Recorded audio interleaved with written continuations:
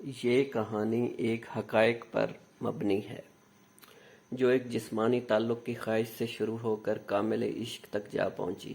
یہ پڑھ کر آپ سوچیں گے کہ یہ ایک رومانوی داستان ہے، مگر یہ راہ عشق میں کسی کے جنون کی داستان ہے، معاشرے کے کچھ تلخ حقائق اور دوسری شادی پر مبنی۔ چھوڑو سب، ایک رات کا سودا کر لو، بدلے میں جتنی چاہے دولت لے لو، بولو منظور ہے؟ سردار پارس خان التفات کی بڑی گہری نگاہوں سے اس کا جائزہ لے رہا تھا۔ عام سے حلیے میں ملبوس وہ قہر برسا رہی تھی۔ گل کا سارا خون سر کو چڑھ گیا۔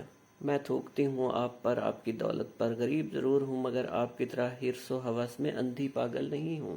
اس نے خود پر بہت ضبط کرتے ہوئے کہا، تم جانتی ہو کسے انکار کر رہی ہو؟ سردار پارس خان کے سامنے کھڑی ہو تم؟ وہ غضبناک ہو کر دھڑا، آپ مردوں کی محبت کا آخری مورل جسم ہی کیوں ہوتا ہے؟ شادی کی پیشکش کی تو تھی مگر تم نے خود ٹھکرا دی کیونکہ آپ پہلے سے شادی شدہ ہیں۔ وہ چیخی تھی، تو کیا ہوا؟ دوسری شادی کرنا گناہ ہے کیا؟ سردار پارس روبرو آ کر آنکھیں دکھاتے ہوئے بولا، تم جیسی عورتیں خود کو کیا سمجھتی ہو؟ بڑی پارسا ہو تم؟ خود تمہارا بھی یہی حال ہے، اپنے حسن کے تیور دکھا کر مرد کو مرغوب کرتی ہو، اس کی تڑپ و بیچارگی کا مزہ لیتی ہو، پھر لیکچر بھی دیتی ہو۔ گل کے تن بدن میں آگ سی لگ گئی۔ اس نے ایک چماٹ سردار پارس خان کے گال پر دے مارا۔ تمہاری اتنی جرأت؟ وہ قہر آلود نظروں سے دیکھتا ہوا دھڑا اور غصے سے پاگل ہو کر اس کے سینے سے دوپٹہ کھینچا۔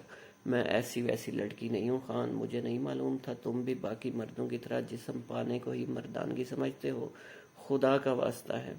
پارس خان کو ایک دم پتہ نہیں کیا ہوا، اسے چپ چاپ واپس گھر چھوڑ آیا۔ وہ اسے نقصان نہیں پہنچانا چاہتا تھا مگر اس سے محبت کا دعوے دار تھا، اسے حاصل کرنا چاہتا تھا۔ اس نے کچھ دن بعد شادی کا پیغام دوبارہ بھیجا۔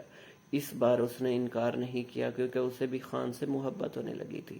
خان کا مقام اور مرتبہ اس کی نظر میں اور اونچا ہو گیا کیونکہ وہ اسے عزت سے اپنانا چاہتا تھا۔